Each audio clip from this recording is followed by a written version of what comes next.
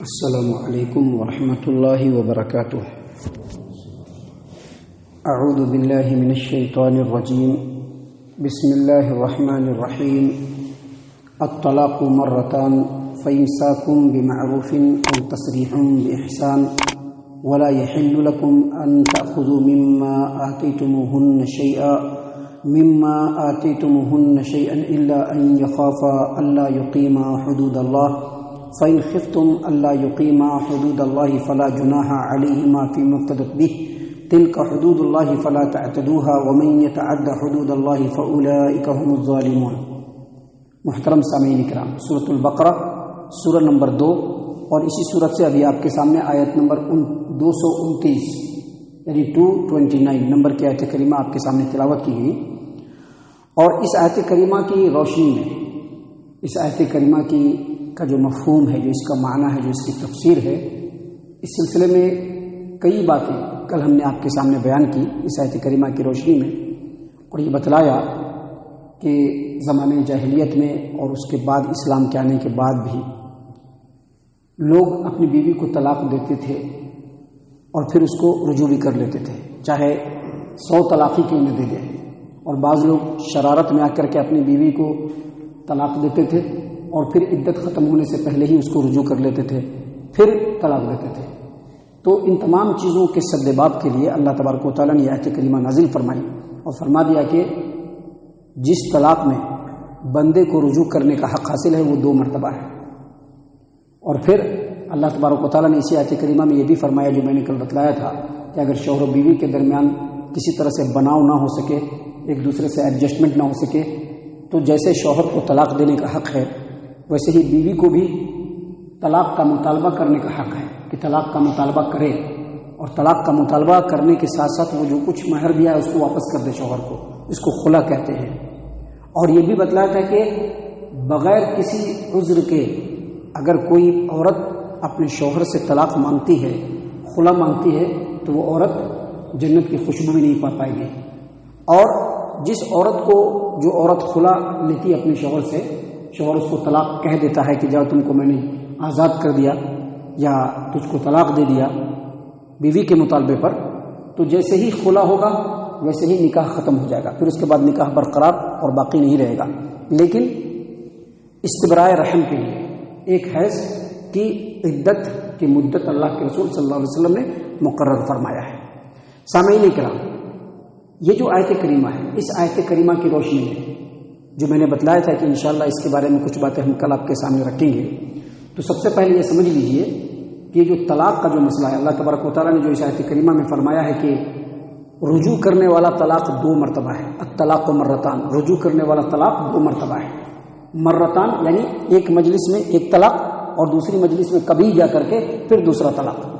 سامعین کرام، طلاق دینے کا جو صحیح طریقہ ہے، جو شرعی دلیلوں کی روشنی میں واضح ہوتا ہے، طلاق دینے کا جو صحیح اور سنت طریقہ ہے وہ یہ کہ اگر کسی آدمی کو اپنی بیوی کے ساتھ بناؤ نہیں ہو پا رہا ہے، گنجائش کی کوئی صورت نہیں ہے، ایک دوسرے کے ساتھ رہ نہیں سکتے ہیں، اور اب شوہر چاہ رہا ہے کہ اپنی بیوی کو طلاق دے، تو اس آدمی کے لیے چاہیے کہ پورے سوچ سمجھ کے ساتھ جب بیوی حیض سے پاک ہو، یعنی اس کو جو ماہواری آتا ہے مہینے میں، اس سے جب وہ پاک ہو اور پاکی کا زمانہ چلے، اس میں اس کو 1 طلاق دینا ہے، 1 طلاق۔ اس میں اس کے ساتھ ضرورت پوری نہیں کرنی ہے، بغیر ہم بستری کیے ہوئے 1 طلاق دینا ہے۔ اور اس کے بعد 1 طلاق دینے کے بعد اگر پھر سے رجوع کی کوئی صورت بن جاتی ہے، انڈرسٹینڈنگ ہو جاتا ہے، ایک دوسرے کے ساتھ رہنا چاہتے ہیں، کبھی کبھی ہوتا ہے کہ آدمی غصے میں جذبات میں آ کر کے طلاق دے دیتا ہے، لیکن پھر اس کو سوچنے وچارنے پر محسوس ہوتا ہے کہ نہیں، ہم نے صحیح نہیں کیا ہے۔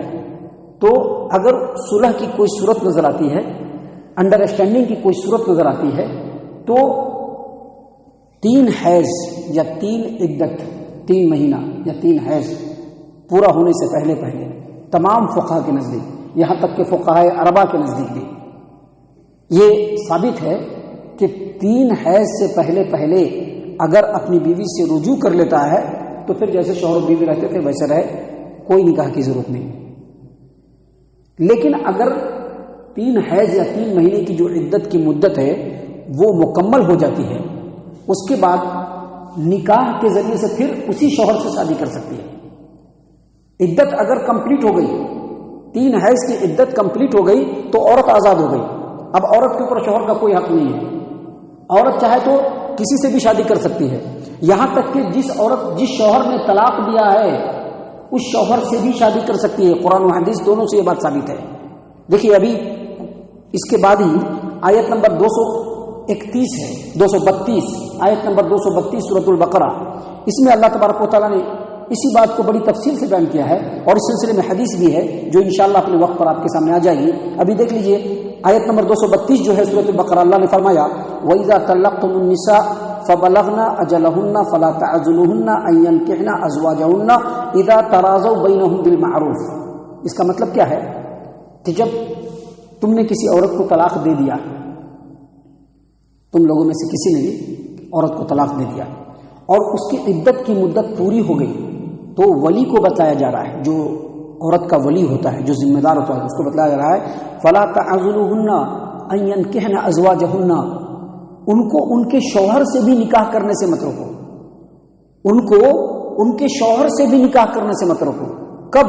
جبکہ وہ دونوں اچھائی کے ساتھ ایک دوسرے کے ساتھ رہنے کے لیے تیار ہوں۔ اس کا مطلب کیا ہوا کہ اگر آدمی نے اپنی بیوی کو طلاق دیا اور طلاق دینے کے بعد 3 حیض کی جو عدت کی مدت ہے وہ مکمل ہو گئی، اگرچہ وہ عورت اپنے شوہر سے جدا ہو گئی ہے، اب وہ اس کی بیوی نہیں ہے، لیکن اگر دونوں کے درمیان اس کے بعد بھی انڈرسٹینڈنگ ہو جاتی ہے تو ایک دوسرے سے نئے نکاح کے ذریعے سے پھر سے شوہر و بیوی بن سکتے ہیں، لیکن ایک طلاق ہو چکا ہے، اب زندگی میں اس کو صرف ایک طلاق کا اور حق رہ جاتا ہے رجوع کرنے کے لیے۔ یہ طلاق کی جو صحیح صورت ہے وہ ہے جو سنت سے ثابت ہے۔ ہم آپ کو بتلا دیں کہ طلاق کی ایک اور صورت ہے جو سماج و معاشرے میں دی جاتی ہے اور جس کو بہت سارے لوگ سپورٹ بھی کرتے ہیں۔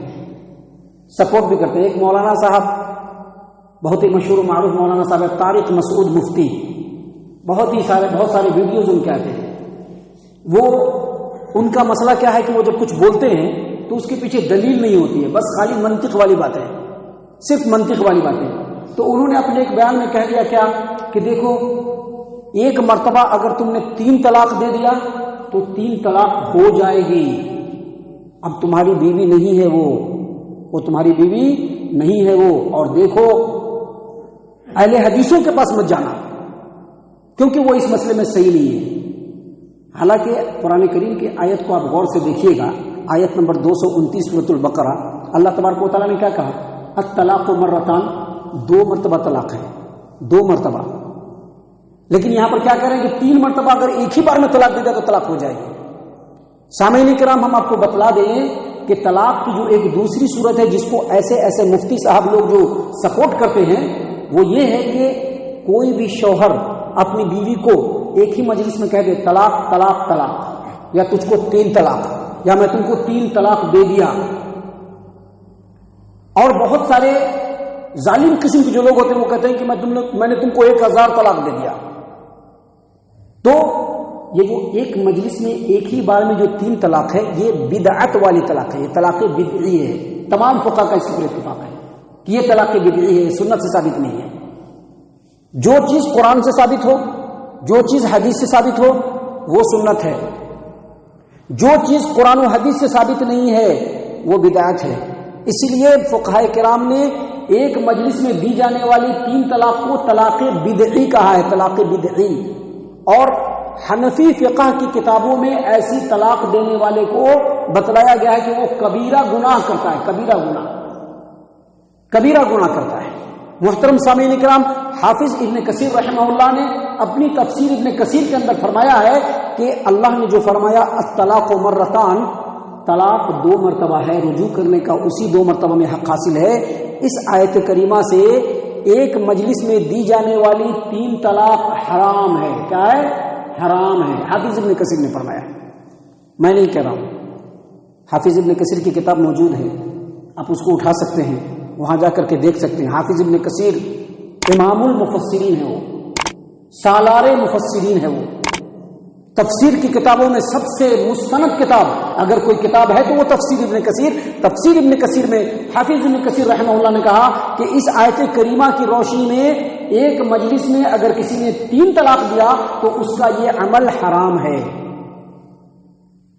اور اس کی دلیل انہوں نے دی ہے، ایسے ہی چپ کے انہوں نے نہیں کہا ہے، لوگوں کی طرح سے ہوائی فائرنگ نہیں کیا انہوں نے دلیل بھی دیا ہے۔ سنن النسائی کتاب الطلاق حدیث نمبر 3430 نمبر کی حدیث، محمود بن لبید رضی اللہ عنہ روایت کرتے ہیں کہ نبی صلی اللہ علیہ وسلم کے زمانے میں ایک آدمی نے اپنی بیوی کو ایک ہی بار میں 3 طلاق دے دیا، تجھ کو طلاق، تجھ کو طلاق، تجھ کو طلاق، جیسا کہ آج کل ہوتا ہے، آج کل سماجی معاشرے میں ہوتا ہے، ایک ہی مجلس میں کہہ دیا تجھ کو طلاق، تجھ کو طلاق، تجھ کو طلاق۔ جب اللہ کے رسول صلی اللہ علیہ وسلم کو یہ بات معلوم ہوئی، آپ صلی اللہ علیہ وسلم غصے سے کھڑے ہو گئے اور کہا ایلعب بکتاب اللہ وانا بین اظہرکم، میں تمہارے درمیان ابھی موجود ہوں اور تم لوگوں نے اللہ کی کتاب سے کھلواڑ شروع کر دیا۔ ایک آدمی کھڑے ہو گئے اور کہا کہ آپ اگر آرڈر دیجیے تو ابھی اس کا قتل کر دیتے ہیں، لیکن اللہ کے رسول صلی اللہ علیہ وسلم نے شفقت اور مہربانی کرتے ہوئے اس کو آرڈر نہیں دیا۔ اس حدیث سے کیا پتہ چلتا ہے کہ ایک مجلس کی 3 طلاق یہ شرعی اعتبار سے بالکل ہی بڑا جرم ہے، جس کو اللہ کے رسول صلی اللہ علیہ وسلم نے بڑے ہی غصے کے ساتھ اس کی تردید فرمائی۔ سامعین کرام، اگر ایک مجلس میں کوئی آدمی کسی کو 3 طلاق دیتا اپنی بیوی کو، ایک مجلس میں اگر آدمی اپنی بیوی کو 3 طلاق دے دیا تو وہ 3 طلاق ہوگی یا نہیں ہوگی؟ جیسا کہ ہم نے بتلایا، مفتی طارق مسعود اور جیسے جو لوگ ہیں وہ بڑے شدت کے ساتھ کہتے ہیں کہ نہیں، اگر کسی نے ایک مجلس میں 3 طلاق اپنی بیوی کو دے دیا اب وہ بیوی اس کے لیے حرام ہو گئی۔ دلیل پوچھئے کچھ بھی نہیں، دلیل پوچھے گا تو کچھ بھی نہیں۔ کیا دلیل دیں گے جانتے ہیں؟ یہ امام، وہ امام، فلاں امام، چلا امام، سب امام، تمام امام، ایسا بولیں گے بس۔ ایک قرآن کی آیت نہیں لا پائیں گے، ایک حدیث نہیں لا پائیں گے، کیونکہ ان کے پاس قرآن و حدیث کا مسئلہ ہی نہیں ہے۔ جس مسلک کو مانتے ہیں بس اسی مسلک کو فالو کریں گے۔ تو آپ کے سامنے سب سے پہلے میں بتلا دوں کہ اگر کسی نے ایک مجلس میں اپنی بیوی کو 3 طلاق دے دیا، کہہ دیا طلاق طلاق طلاق، تو آپ کو بتلا دیں کہ وہ صحیح قول کے مطابق ایک ہی طلاق شمار کیا جائے گا، باقی جو 2 طلاق ہوگا وہ ظلم ہوگا، اس نے اپنی بیوی کے اوپر ظلم کیا۔ ایک طلاق واقع ہوگی، اس نے اپنی بیوی کے اوپر ظلم کیا۔ اس سلسلے میں حدیث موجود ہے جو ہم آپ کو دکھلا دیتے ہیں اور سنا دیتے ہیں، خوب غور سے سن لیجیے۔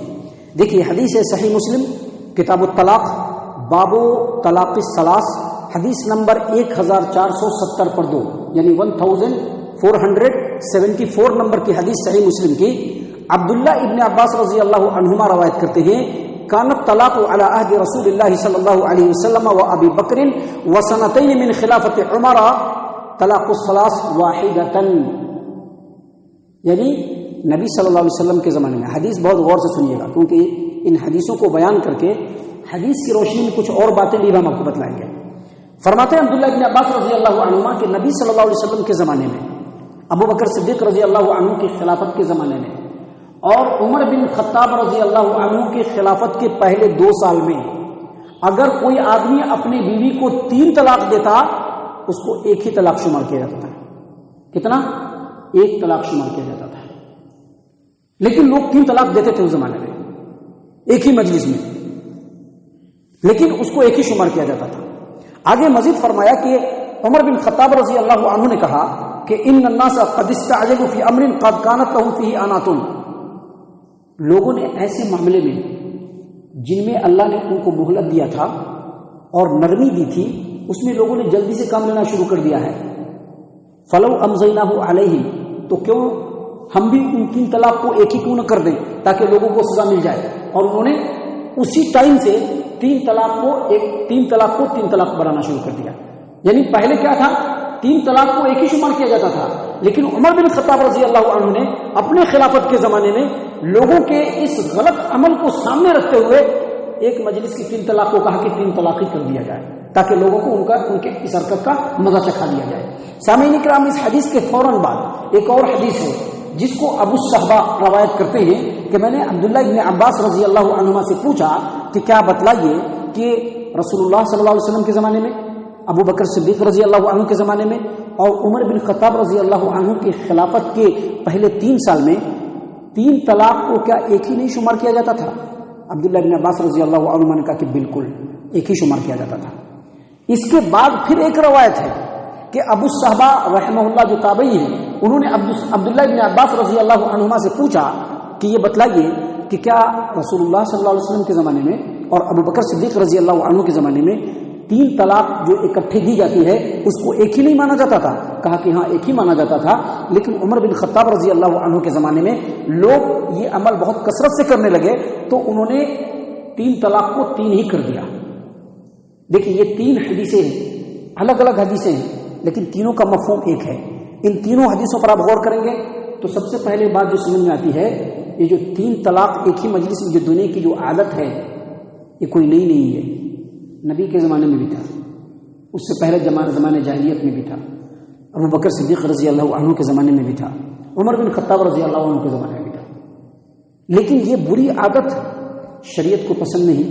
اسی لیے نبی صلی اللہ علیہ وسلم کے زمانے میں ایک آدمی نے جب ایک ہی مجلس میں 3 طلاق دیا تو رسول اللہ صلی اللہ علیہ وسلم بہت ناراض ہو گئے اور کہا کہ میری موجودگی میں اللہ کی کتاب سے کھلواڑ کیا جا رہا ہے. ایک آدمی جو ہے کھڑے ہو کر کے اس کو قتل کرنے کی اجازت مانگنے لگے. اس سے کیا پتہ چلتا ہے کہ یہ جو ایک ہی مجلس میں 3 طلاق دینے کی جو بات ہے یہ سراسر بدعت اور بدعی عمل ہے. یہ شرعی اعتبار سے یہ صحیح عمل نہیں ہے.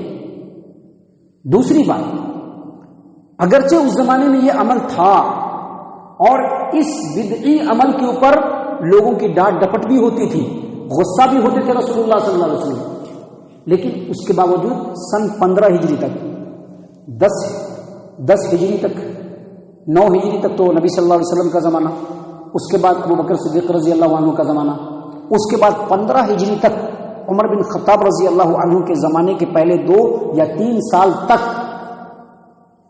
ایک مجلس کی 3 طلاق کو ایک ہی مانا جاتا تھا، ایک ہی مانا جاتا تھا.